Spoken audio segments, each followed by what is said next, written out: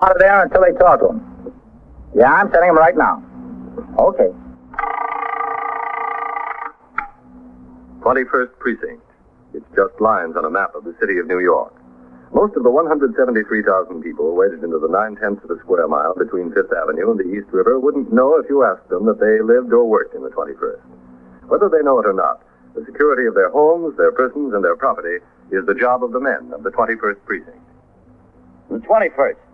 160 patrolmen, 11 sergeants, and 4 lieutenants, of whom I'm the boss. My name is Cronin, Vincent P. Cronin. I'm captain in command of the 21st Precinct. I've been doing day duty, and at 6 p.m., I signed the blotter to go off the job, not scheduled to return until 4 p.m. the following day. The desk officer, Lieutenant Harry Snyder, was in charge of the patrol force of the precinct. As opposed to the patrol force, whose essential duty is the prevention of crime, detectives are responsible for the investigation of crime. In the 21st, 18 detectives work out of the squad room on the second floor under the command of Lieutenant Matt King. At 11:30, while Detective Dan Goldman sat at his desk talking to one complainant, 2 others in different cases waited their turn on the bench. All the other detectives on duty were out on patrol or investigations, and Lieutenant King was busy in his room with paperwork that always plagues a superior officer of the department. You spell that E-L or L-E? L-E. Now, exactly where was the suitcase when you last saw it? Well, I sat down in the restaurant, in one of those booths, and I put it right alongside of me, and I thought it would be perfectly all right there. And then when I got up, it was gone, and I didn't see anybody take it, and nobody else saw anybody, not the cashier or anybody. All right, miss. Okay, we'll try to get it back for you. What'd the suitcase look like? Hey, listen, how long are we going to have to wait? I'll get to you two in a minute. Just sit there. Well, it was brown imitation leather, and it was about this big with a lighter color brown strip of leather running all around it. About how big? Well, it was about this long, about this wide, and it had genuine gold silk snaps with little brass corners all around the brown... Excuse me leather. for just a second. Yes, sure. 21st Squad, Detective Goldman. Sergeant Waters on TS. Yes, Sergeant. Well, he's got a fellow over in the emergency admitting room at St. David. He said he was hit on the head and robbed. We got a name on him, Sergeant? What's the name? Just a second. Listen, you fellas are going to have to keep quiet on that bench. I can't hear a word on this phone. All right. Okay, that's better. Have you got a name, Sergeant? They just called in from the hospital that the man came in. I sent a car over there to take a look. Okay. Yeah. But I really don't care about the suitcase. It's what's in it that's important. Yeah, we'll get to that in a minute. I got to talk to the lieutenant a second. You just sit right here. All right, but I'm really very upset about all this. We'll see what we can do. All right. Oh, all right. Okay. Okay, now, he's not going to threaten you again with a knife while you're sitting in the police station. We'll take care of it all. Just sit down. We'll get to it. You don't want to come over here anyway. Yes, come in. Yeah, Danny. I rang up from downstairs, Luke. They've got a robbery victim over in the Beth David admitting office. What have you got outside? I got the lady with the suitcase, a fellow and his brother that claim somebody's after them with a knife, and there's that Wilson fella. Yeah. Where are DeLuca and Scanlon? Well, they were going over on 2nd Avenue to see if they could grab that bum they're looking for in one of the joints around there. All right, put out a call for them. If they catch it, have them come in. Let Scanlon catch, and you and Ludd take a ride over there to the hospital. If they don't, I'll take a ride over there myself as soon as Vitale gets back here. Okay. Let me know if they haven't rung in 5 minutes. Okay, Luke. Bert, I can tell you right now, if you think we're going to go back there... Look, can't you two just sit there? Oh, and I forgot to mention. Yeah? It has my initials on it, DRK. What?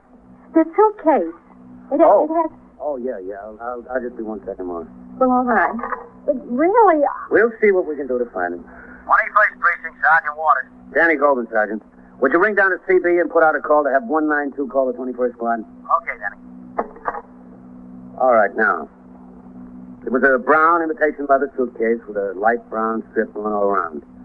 Gold filled snaps and the initials DK. DRK. DRK. About this long, about this wide? Yes. And inside I had my navy silk shantung dress and a pair of shoes to match with all of my light All right, gray, well, let me and get down about the suitcase before you tell me what we're doing, huh? All right.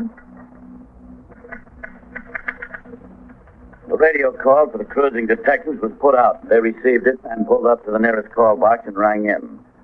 Pursuant to Lieutenant King's instructions, the squad car came by the house. Detective Scanlon came upstairs, and Detective Goldman joined Detective Louis DeLuca in the car. They drove to Beth David Hospital, 161 East 90th Street, and parked near the emergency admitting office. As they came through the double doors, they saw a young resident surgeon leaning against the counter, talking on his telephone.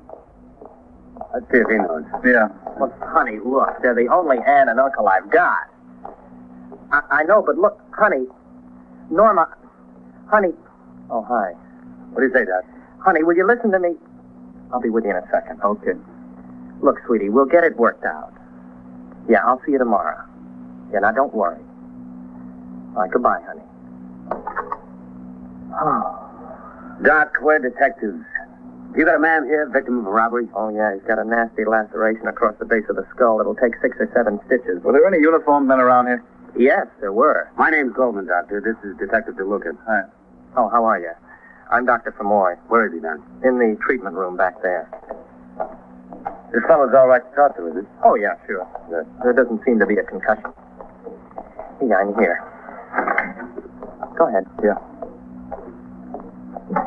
Oh, I know that guy. Hey, Doc, where you been? This happened to him before. I'm still carrying the squeal. Well, I was busy. Well, I want to get sewed up and get out of here. These detectives want to talk to you. Well, listen, Oh, hi. You remember me? I remember, yeah. This is Detective DeLuca. What do you say? Hello. Do I get sewed up or don't I? Sure. Just as soon as I wash up. All right, make it snappy, Heather. Well, what happened this time, Ham? Same as last time? Blonde? No, I learned my lesson with blondes. This one was a redhead. And this one didn't even wait till I fell asleep. She had some guy hit me on the head. Here, see? Hey, boy, look at that. Oh, you want to go back to blondes. It's safer. Ain't that the truth?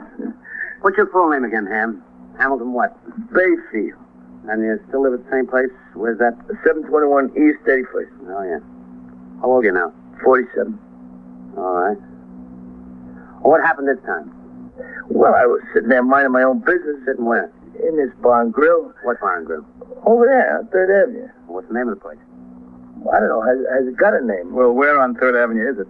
Well, it's right over there by, Frankie runs the place. You know, Frankie, what's his name? And his brother Vince. Vince is the brother. All right, we'll get to that later. Look, I better get him sewn up before that Novocaine wears off, okay? Sure, Doctor. Well, is it going to hurt? Bad? No, you'll hardly feel it. That's what you said last time you put the needle in there. I felt that, boy. Now, you said that you were in the bar minding your own business. Yeah. well, the first thing you know, I got talking to this girl. The redhead. Yeah, the redhead. And I buy her a drink or two, and one thing leads to another.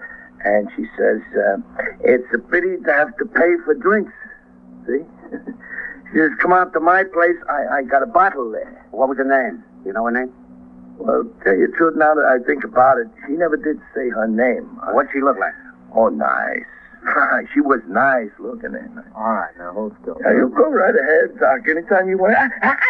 Well, There's one. how many you got to take? Not many. Well, what did she look like besides being redheaded? The girl? Yeah. Well, she was nice looking. Well, you told us that. How tall was she? Well, that's hard to say because most of the time she was sitting down, and when she got up, I didn't see her much. What were you looking at? All right, just tell us what happened. She asked you to go to her place. You go out of the bar with her? Yeah, sure. We went out. We walked down 3rd Avenue. We turned into one of the streets. Yeah, I thought you said they wouldn't hurt. Oh, come on now. They're not so bad. Which street? I don't know which one of them. But she said this way. And suddenly we passed one of them lots where they tore down a building, and something grabs me. And it's a guy, and he shoves me into the lot, and the first thing you know, he hits me on the head with something, and poof, I'm out like a light. Wake up, the money is gone out of my pockets. Here I am. Poof. Huh? Yeah, poof, like a light. What happened to the redhead? Oh, she helped him. Didn't I tell you? Well, how do you know she helped him if you were, poof, out like a light? All right. Hold still. Well, how? Easy, Doc. Head ain't made of iron, you know. It's a matter of conjecture. What is that? What's that, cracked? How do you know she helped him? Because before he hit me, she pushed me. Oh, listen. Listen, he called her by her name. How would that help you find her, do you think? What was the name he called it? Red. Red. Yeah. Maybe that was because she had red hair? Maybe. What was missing from your pockets? How much money? A lot. It was $33.48. There was 2 10s, 2 5s, 3 1s, a quarter, 2 dimes, and 3 pennies. Mm-hmm. Who'd you have along with you? Your accountant? Hey, no, stop twisting your head. Hold still. Take it easy. Now, look, what do you do for a living, Hammer? Me? Yeah. Well, I'm a freelance floor waxer. What's that? Well, you know, when stores got these tile floors on the floor, well, somebody's got to take care of them, so I got my customers, and I go into the store at night after they close to wax the floors. It'll be nice in the morning. You see? Yeah. Doc, take it easy. Won't be long now. What are you doing back there? You could have sold me a new pair of pants by now. Well, a new head takes longer. Did you ever see this redhead before tonight? No, sir, never. The Doc! All right. That was the last one. How many stitches I got? 6. Oh, hey, boys. Hey, listen. Is there any chance of you finding the redhead and getting back my $33.48? Yeah, there's a chance of us finding her. But you can kiss that $33.48 goodbye, Ham.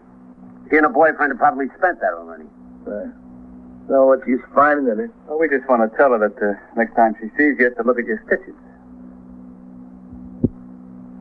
Detectives Goldman and DeLuca waited at the hospital until the resident had completed dressing the robbery victim's wound. Then they drove through 3rd Avenue, and the victim pointed out the bar and grill where he'd met the red-headed woman, and on to the station house. On instructions from Lieutenant King, they left the robbery victim seated on a bench in the squad room and went back to 3rd Avenue to the bar, a small, narrow store. It was 1:10 a.m. Business was bad. One patron sat silently at the far end of the bar, sipping a glass of beer. The bartender looked up from his tabloid newspaper as the detectives walked through the door. Hiya. What do you say? We're detectives. We want to talk to you. Yeah? Oh, what's your name? Anning. Frank Anning. Own this place, Frank? Yeah, me and my brother, Vince. What's the trouble? Oh, there's no trouble. I'm Detective Goldman. This is Detective DeLuca. We're looking for a little information. Well, if I got it, I'll tell you. You know a fellow named Hamilton Bayfield? Who? Hamilton Bayfield. Little short, fat fellow, about 47, 48. He's around the neighborhood a lot. They call him Ham. Oh, yeah, sure. I know him. Yeah, he polishes floors at night. Yeah, that's the man. What happened to him? See him around tonight? Well, I was pretty busy in here before, you know. Oh, did you see him or didn't you? Like I said, it was busy, you know. He told us he was in here for almost 2 hours. Sitting right here at the bar. You served him. Well, then I guess he was in, huh? You guess he was, or he was? He was in. Why you took him in the first place? How long was he here? About 2 hours. Like you said. That's what Ham said. I'm asking you about how long he was in here.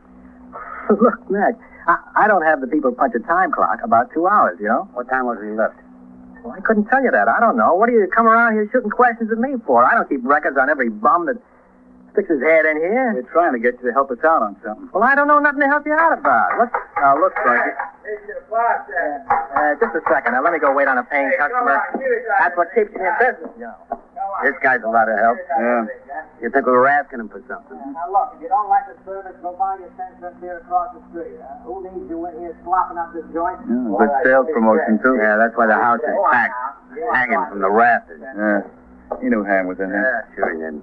These bums buy a glass of beer and they want the world with it, you know.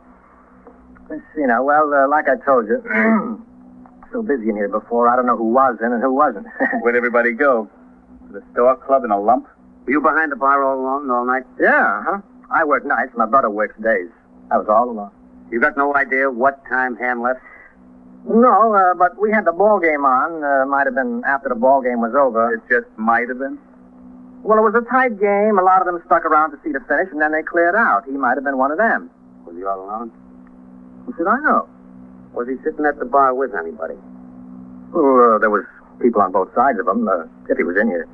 The place was jumping. What was the name of the redhead he was talking to? What redhead? Ham was in here for 2 hours talking to a redheaded woman at the bar and buying a drink. Oh, I don't remember any redhead. Now, look, Frankie. The joint's not that big and you weren't that busy.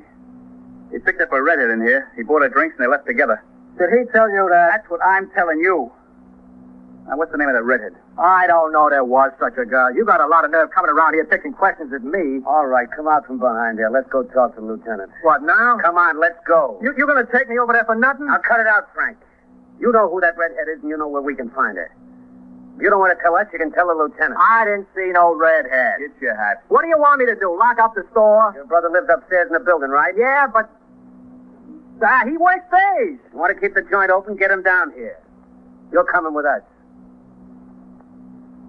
The attitude and behavior of the bar and grill operator, Frank Enning, impressed itself upon both detectives. It was apparent to them that he knew a lot more than he'd said. In a serious crime such as robbery and assault, it's best procedure to continue the interrogation at the station house. While Detective DeLuca went upstairs into the building with Frank Enning to get his brother, Detective Goldman telephoned Lieutenant King and gave him such information as they had obtained. At 1:35 a.m., the two detectives and their witness walked in the front door of the station house, through the muster room and up the stairs to the 21st Detective Squad on the second floor. How long is this going to take? That's up to you, Frank. What do you mean it's up to me? What's up to me, anyway? You just think this over and tell us who that babe is. In there. Go ahead. You're barking up the wrong tree now. Over there, the lieutenant's room. There you are. Frank, hi. Hey, do you hear what happened to me? Why don't you stay out of my store? What are you coming around making trouble for? Trouble? Yeah, just keep your face out of there. Who needs you? Well, I got slugged around. I don't care what you got. That's an attitude, huh? Hey, look, listen, detectives, I'm sleepy. Can I go home and go to sleep? A little while. Just sit there, Ham. Well, I want to go to bed, so... Would have been all right with me if you stayed in bed tonight. Okay, Frank, in there. Bums. Pack of bums I get in here. Yeah. Goldman and DeLuca, Lieutenant. Come in. Lieutenant, this is Mr. Enning. Lieutenant King is in charge of the squad here. I want to know what they dragged me over here for. I'll have a seat there, Mr. Enning. We'll talk about it. Look, there's nothing to talk about. Just sit down anyway, huh? He didn't tell you anything more than what you said on the phone, right, Enning? No, nothing, Lieutenant. Mr. Enning, the patron of your place was the victim of a serious crime tonight. I know that. He got robbed and assaulted not 2 minutes after he left. These detectives came over to you, wanted to get some information. All you gave them was a hard time. Well, what do they want from me? They want the name of that redhead that was sitting there drinking with Ham. That's what they want. Well, I don't even know that there was a redhead. Well, they were there together for 2 hours. Haven't you got eyes? I was busy. It was a busy night. It wasn't that busy. You listen to me, Mr. Enning. We verified what this Ham fellow had to say. He was sitting at your bar for nearly 2 hours with his redhead. Well, I don't remember seeing any redhead. He was buying her drinks. I was busy. It was a busy night. What were you so busy with? I was tending bar, and I was interested in a ball game. The Yanks was a run behind going into the ninth. It was a tight game. It was a tough situation. They blew a 2-run lead, and everybody had their mind on the game. Except this Ham. His mind was on a redhead. I didn't see no redhead. You were up and down the bar serving out drinks, weren't you? Yeah, sure. Don't you look at the people when you give them a drink? What do I have to look at them for? I was interested in the game. The Yanks was a run behind. I had a couple of bets riding. What? Oh, you're a bookmaker, too. Oh, I'm not a bookmaker. Well, who'd you bet with? Some of the fellas there. That's And the fellas were making bets with each other, too? I don't know. Some of them may have. I don't know. All right, you were running up and down the bar, taking bets and serving out drinks. Who won the game? The Yanks win it. They got 2 in the ninth. How many bets did you take there? Well, I don't take bets. What do you mean? It was just some small change. Make it kind of interesting. What is that's all. small change? A couple of bucks. How much is a couple of bucks? Well, I had $2 bet with one guy and 3 with another. That's not small change. You bet with a redhead? I don't know if there was a redhead. Well, look, Frank, we've had our eye on that joint of yours a long time. A couple of weeks ago, we had a complaint from a guy who was rolled in there. Oh, that guy was out of his mind. He didn't have a nickel when he come in. You've had women picking up men in there and vice versa. You're loaded with bums. Well, can I control who comes in? It's a public You place. had a couple of fights in there, and you got a reputation of running a lousy joint. Now, this happens tonight with a guy getting robbed and assaulted. He could have been killed. You running up and down the bar making book in the ball game. That's not making book. Danny, is he prepared to serve food over there? Didn't look like it to me, Lieutenant. Let me tell you something, Frank. We're going to come over there, and we're going to slough that. Oh, now, Lieutenant, wait a minute, will you? Hang out in there. You got rollings and robberies and fights. Now, listen you to make me. a book. You're not prepared to serve food like the law says. I got a kitchen there. What? You call it a kitchen. Danny, write this down. Get up a report to send to the State Liquor Authority and let them send an inspector over there. Oh, wait a minute. Put down Will you? everything there that's wrong with the way he runs the place. Frank, right now, I wouldn't give you 2 cents for your license. Oh, listen, I do my best. I don't want that element, but they come in. I can't lock the doors. And Can I? Danny, put down there that this is a pretty troublesome spot in the precinct. The owner has refused to give the police cooperation in connection with a I crime. didn't refuse nothing. Frank, why don't you get some sense? Why don't you tell the lieutenant exactly what you know about this? Yeah, you better do that. I'm telling you, I run a clean place. I try to keep that element out of there, but what am I going to Who do? was the redhead that Ham picked up? You know her, don't you? Yeah. Yeah, I know who she is. Who? Her name is Melba. Melba what? Melba, I don't know. This is not being much help, Frank. Look, what can I do? I'll tell you what you can do. You can buy yourself a lot of trouble if you don't cut out this stuff and stop wasting our time. That's what you can do. Now, who is she? All right, Danny. You're going to tell us exactly what happened, aren't you, Frank? Yeah, sure. Why not? What did happen? Well, all right. You see, there's this fella I know, Joey Decent. I know him a long time. What's he got to do with this? I'm going to tell you now, all right? All right. Put the name down there, Danny. How do you spell it? Decent, Deeson, Joey Decent. All right. What about this Joey Decent? Like I said, I know him a long time. Yeah? As a matter of fact, I got a financial interest in him, so to speak. What do you mean, financial interest in him? Well, he's owed me $142 since about a year. Well, I don't have that kind of money just to write it off for nothing, so I've been pressing him. What does he owe you money from? Well, I sold him something, and he said he'd pay me the next week. Did you pay me? That's how he paid me. What'd you sell him? Well, it was, the Encyclopedia Britannica. Oh, now, come on. No, that's the truth. What's the matter? You see, there was this fella. He's dead now, bless him. He's a real scholar. But he was also a lush, and he had these Encyclopedia Britannicas. It cost him over $400 with genuine leather covers, you know. It was a Sunday. He come in and said he needs a fast 20, and all he had was the encyclopedias, you see. So, well, I lent him $20 on him. I didn't figure it was bad security, $1 a book. How could you beat it? So, wasn't a week later, this fella was dead, and there I was, stuck with the books. Well, at first I figured it wouldn't be a bad feature to have in a joint, you know, on a back bar, kind of. Guys get into arguments about a fact or something and settle right away. You take down the right book, well, there it is. It's got called on the Daily News, beat a dozen ways. Anyhow, Joe Decent come in one day, and he said he wants them. And I says, well, all right. And we settled on him for $100. You said 142. Yeah, that's right, sure. What was the 42? Well, he didn't have the cash to pay me right away, so that was interest. Interest? Yeah, sure. So he took the books, and he owed me the money, and I've been trying to collect to this day. What did he want with the Encyclopedia Britannica? Well, I had to admire him. You see, he was raised in the neighborhood. He's a hustler. He's been in and out for the last 10 years a couple times. For what? One time for breaking in somebody's flat, the other times I don't know. Anyway, I had to admire him. He was a fellow that wanted to better himself. That's why I let him take the books on credit, you know. How does he connect up with this redhead, Melba? Well, Melba is his girl, Joey Decent. Oh? Yeah, so to make a long story short, Joey and Melba, I haven't seen him for a couple of months, come into the store tonight. And he promised me that next week I would get my money, and I was glad of that. Anyhow, things did get a little busy, like I said, and the first thing I knew, Joey was gone, and this Melba was sitting at the bar with this Ham fella. Well, I didn't think nothing of it. If he wanted to buy her a drink or two, that was okay with me. Then they're gone, too. Well, I didn't think nothing of that until a little later, some guy from the neighborhood comes in and asked did we hear what happened. And he told the whole story about Ham getting slugged and robbed. Well, you see, I put two and two together there. Came up with Joey Decent. Yeah, that's it. Why didn't you tell us this in the beginning? Because he's into me for $142. What chance would I have to get it with him doing another bit? Where can we get hold of this fellow? Joey? Yeah. Well, he's got a place over there on 2nd Avenue, a flat. You know where that Fairline furniture store is, 69th or 70 or something like that? Yeah, I know. Well, it's in that building. It's upstairs. What about the redhead? My guess is you find him, you find her. You didn't see them tonight after this happened? Oh, no. Neither of them? No, I swear. All right, Danny, you and Lud take a ride over there, see if you can locate this fellow. And the redhead. Yeah, sure, get her too. Okay. Listen, fellas, Yeah. could you drop me by the joint on the way? You just sit right down there, Frank. I want to talk to you some more. Go on, Danny. Yeah. I gotta get back there. Lud, you got the car keys? Yeah, I got it. Hey, listen, fellas. Yeah, Ham. I want to tell you, men, my head hurts and I'm tired. What do you say? Can I go home? Oh, you better wait here a while, Ham. No, we think maybe we'll have that redhead and the guy that slugged you in here in about a half an hour. We want you to look at them, huh? No kid. We think so. Hey, listen. Think maybe I'll get my $33.48 back? Well, I don't know about that, but you might wind up with a set of the Encyclopedia Britannica.